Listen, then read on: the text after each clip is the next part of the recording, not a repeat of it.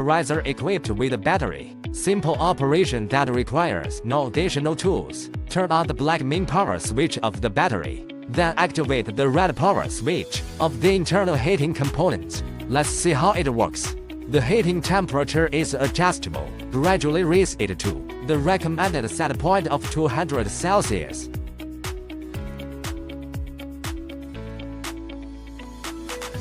Use the vaporizer to protect bees from mice.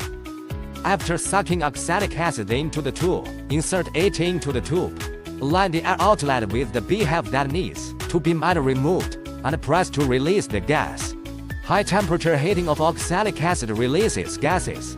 The effects are delivered through the instrument pipelines to the spot. Effectively treats mice for the strength of bee colonies.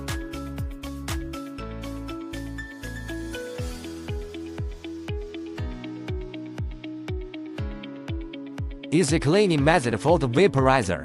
Pour water into the black silicone cap and then into the nozzle.